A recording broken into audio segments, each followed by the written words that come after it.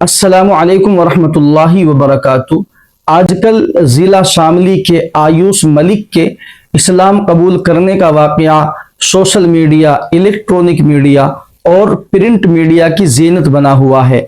हम आपसे इस बारे में गुफ्तगू नहीं करेंगे कि आया आयुष मलिक ने अपनी चॉइस और अपनी मर्जी से इस्लाम कबूल किया या उसने किसी लालच की वजह से इस्लाम कबूल किया, इसलिए कि इस बात को या तो वही सही तरीके से लोगों को बतला सकता है या वो प्रशासन के जो इस पर तहकीक कर रही है, जांच कर रही है, वही इसको क्लियर करके लोगों के सामने बतला सकती है। लेकिन हमारी टॉपिक का जो उन्वान है वो ये है कि ऐसे वाक़यात जब सामने आते हैं तो वो लोग कि जो इस्लाम को बदनाम करने का कोई मौका नहीं छोड़ना चाहते,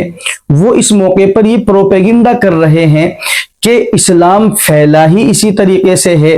कि या तो दूसरे मज़ाहिब के लोगों को किसी चीज़ का लालच दिया गया, माल का लालच दिया गया, किसी ओहदे का लालच दिया गया या किसी लड़की का लालच दिया गया या उनको डरा कर धमका कर इस्लाम के अंदर दाखिल किया गया। इसी तरीके से इस्लाम पूरी दुनिया में फैला है। लेकिन ये बात अगर हम अपनी तरफ से करें तो जाहिर सी बात है ये बात काबिल कबूल नहीं होगी, इसलिए कि बात वही मोतबर होनी चाहिए कि जिसके ऊपर कोई दलील हो। आज मैं आपके सामने गुफ्तगू करूंगा कुरान करीम की रोशनी में कि कुरान करीम इस बारे में क्या कहता है। क्या वो इस बात की इजाजत देता है कि दूसरे इंसान को जबरदस्ती आप इस्लाम में दाखिल करें? चुनांचे चंद आयतें और उसका तर्जमा मैं आपके सामने पेश करता हूं, आपको अंदाजा हो जाएगा कि कुरान करीम की इस बारे में क्या तालीमात है। अल्लाह रब्बुल इज्जत ने एक जगह इरशाद फरमाया, फमन शाअ फलयुमिन वमन शाअ फलयकफुर, कि जो शख्स चाहे वो ईमान कबूल कर ले और जो शख्स चाहे वो कुफ्र ही पर रहे, यानी वो इस्लाम के अलावा जिस मजहब पर वो जिंदगी गुजार रहा है उसी मजहब पर जिंदगी गुजारता रहे। तो अल्लाह रब्बुल इज्जत ने इंसान को इस दुनिया के अंदर इख्तियार दे दिया, इस्लाम कबूल करे या दूसरे मजहब पर रहे, ये उसकी अपनी चॉइस है, ये उसका अपना इख्तियार है।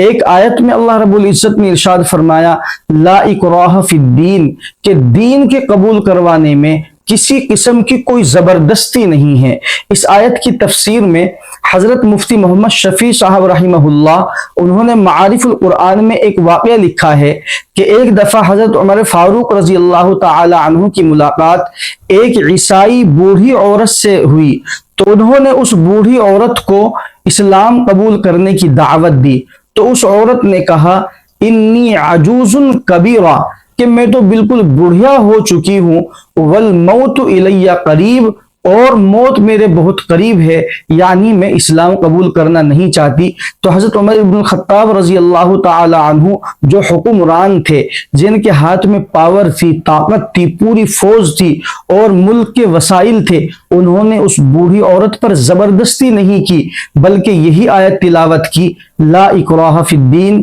कि दीन को कबूल करवाने में, इस्लाम को कबूल करवाने में किसी किस्म की कोई जबरदस्ती नहीं है। एक जगह अल्लाह रब्बुल इज्जत ने इरशाद फरमाया, अफ़ अंत तुकरिहुन नास हत्ता यकूनु मुमिनीन, कि क्या आप लोगों को मजबूर करेंगे इस बात पर कि वो इस्लाम में दाखिल हो जाए, यानी आपको इसकी इजाजत नहीं है कि किसी को जबरदस्ती इस्लाम में दाखिल करे। इसी तरह अल्लाह रब्बुल इज्जत ने एक जगह इरशाद फरमाया, लस्ता अलैहिम बिमुसैतिर, ए मेरे महबूब सल्लल्लाहु अलैहि वसल्लम, आप इन पर दारोगा नहीं हो, यानी आप इनको जबरदस्ती इस्लाम में दाखिल नहीं कर सकते। और ये तो बिल्कुल अकल में आने वाली बात है कि इस्लाम को कबूल करवाने के लिए किसी भी इंसान पर जबरदस्ती नहीं की जा सकती, इसलिए कि जबरदस्ती और जबर ये इंसान के जाहिरी आज़ा तक चल सकता है और ईमान और इस्लाम का ताल्लुक इंसान के दिल से है।